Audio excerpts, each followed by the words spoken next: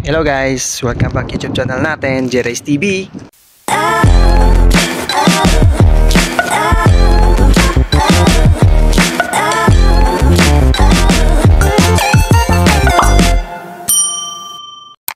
Today's video guys is magbibideo tayo guys sa ating workshop. Yan guys yung Arbabila. Yan, sabay natin si Bengali, andun din yung Pakistani guys. So tara guys, pasyal tayo guys sa shop namin guys. Let's go! Ayan guys, ito yung project namin. 4 na bahay. So yan, 1, 2, 3, 4. So Arbabila guys. Hindi pa yan tapos guys, finishing pa yan.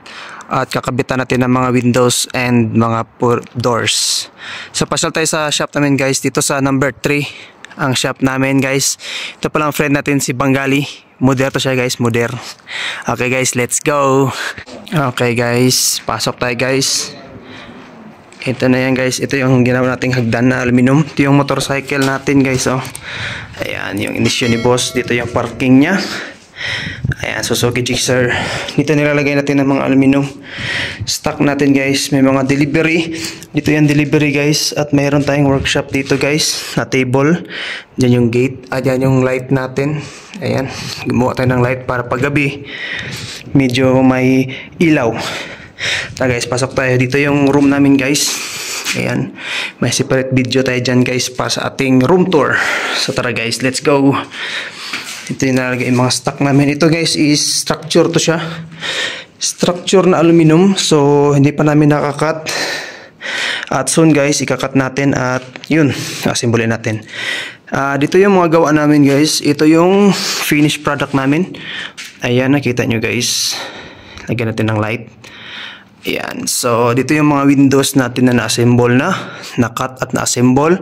So ang kulang nito guys is glass na lang. So ayan, ito ay single to siya guys. Ayan, single window na 4 panels. Ayan, sa nagtatanong is 4 panels to siya. So 4 ang ano niya, ang panel. Kaya tawag na 4 panels, single type. Meaning ng single is single ang kanyang glass at hindi siya double. Dito naman sa kabila is double to siya.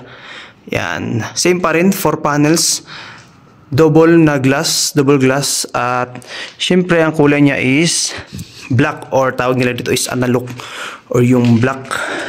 Dito rin is kasama to siya, double pa rin to siya guys. Ayan, meron tayong ditong ordinary lang na slide lang siya, na hindi siya 4 panels kasi maliit. Ang iba is, ang other guys is 4 panels na siya. Ayan, double siya guys. Ang magkaiba ng double is mas malaki.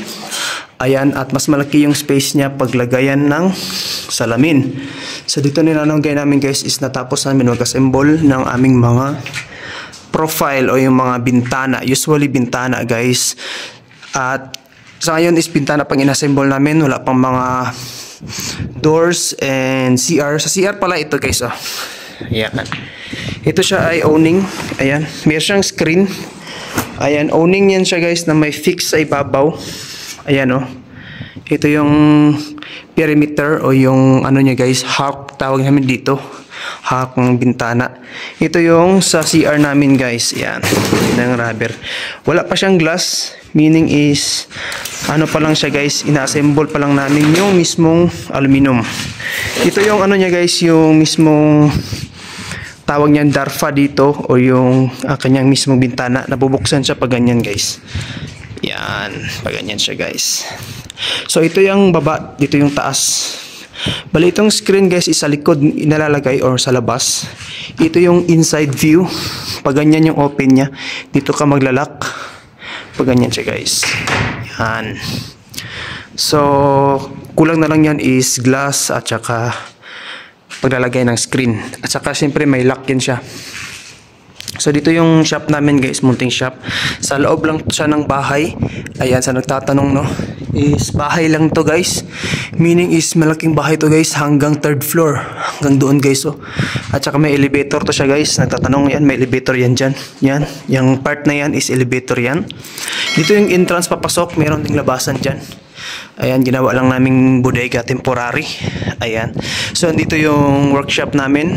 Meaning is fabrication. Ayan, dito namin sinet up yung cutting machine, saka dito yung router, dito yung workbench namin guys, at doon yung kusina. Siyempre lagay ng mga stocks ng aluminum. So dito muna tayo first guys sa ating router. So sa router guys is maliit lang siya, manual router. Ayan siya guys, oh.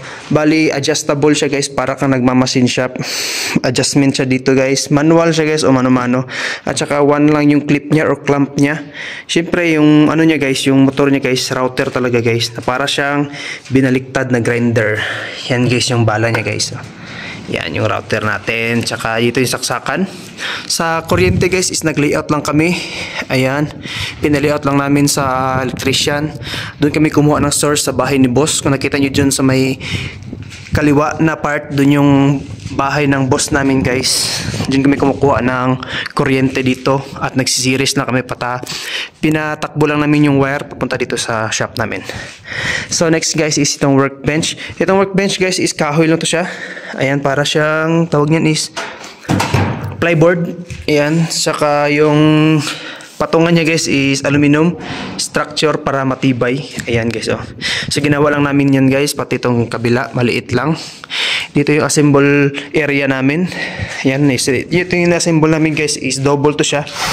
Ayan, meaning ng double guys is double glass, meaning dalawang glass na pinagdidikit. Ito yung lagayan niya guys. Medyo malaki yung space niya para lagayan ng salamin. So yan, inassemble pa namin siya. Ito yung workbench din number 2. Bali pag nakating na namin yung aluminum, dito namin nilalagay. At ito yung mga aluminum pang screen. Ayan. Same lang sa Pinas guys. Ito yung pagkaiba ng screen dito. Ito yung sa single, meaning is single screen, pang single siya na aluminum profile na bintana. Ito yung sa double guys, oh. Medyo malaki siya at meron siyang groove dito guys na lagayan ng muher. Medyo mataba siya compare sa ano guys, sa single. Yan yung difference nila guys, oh. Ayan, magbablog tayo guys about sa mga aluminum profile guys. For today guys is pasyal muna tayo sa ating shop. And then dito yung medicine cabinet namin guys na walang laman. Ayan. So nabubuksan to siya guys, slide. Ayan guys, ah. So dito nilalagay yung mga medicine namin ng kasog para first aid kit, para kung may masugatan at least may makuha kaming pang lagayan ng medicine. Dito yung mga lagayan ng mga screw. At syempre yung lagayan ng mga accessories and mga gamit namin guys sa pag-assemble ng aluminum. So dyan lang nilalagay namin guys. Hindi pa yan tapos. Isa-setting pa namin. Dito tayo sa dito na kusina namin guys. Dito tayo sa isang makina guys. Meron kaming isang makina dito na drill. Ayan. Parang tawag dito guys is bench drill. Ayan, so dito kami nagdi-drill para medyo madali ang pagbubutas ng aluminum, lalo na sa mga bracket at sa mga matitigas na aluminum. Meron din kaming another maliit na miter saw. Ayan, pang location to guys, hindi to siya fix. Na-transfer to siya or mobile siya, pwede siyang kunin, pwede siyang ilagay sa, usually ang gamit niya guys is papunta sa mga location para kung mayroong assemblin at kakating doon sa location, itong dadalhin namin. Next guys is meron kaming toolbox. Ayan, na-vlog ko na yun guys yung toolbox namin. Ayan, din nalagay pag may pupunta kami alis ng location. At syempre yung mga gamit namin is yung pang sucker. Ayan, glass sucker guys. At saka ano pa ba? Off natin. Ayan, ito yung last guys, yung cutting machine natin or yung miter saw na industrial. Malakihan siya guys, meaning is heavy duty siya. Ayan siya guys, o napakalaki. Kita nyo guys kung gaano kalaki. Kulit yung kamay ko guys. Ayan, so ganyan lang yung function niya. Pwede siya ma-degree, pwede siya ma-45, pwede siya ma-90 degrees. At usually pang site siya or hindi pala pang workshop or pang shop siya guys. Kasi mabigat to guys, solid to siya na bakal guys. Sinet up lang namin dito, nilagyan namin ng bakal. Ito yung dating setup niya. Ayan. So may nakalatag siya na bakal, tubular na straight. Para ipapatong yung aluminum ay slide lang siya papunta dito at sa kabila rin pa ganyan. Usually ang cutting namin is dito yung isang length, kasi yung isang length dyan, at yung cutting niya is doon nalalabas at yung mga retaso niya is dyan na pupunta. Meron siyang maliit na cabinet and then dito namin nilalagay yung mga stock namin na aluminum na usually is kinakat namin, so nilagyan namin ng patungan dyan sa taas din. So dyan pa ba din guys. So lagay kami ng ilaw para hindi madilim. So ganyan lang kasimple yung setup ng shop namin guys. So temporary pa lang to guys.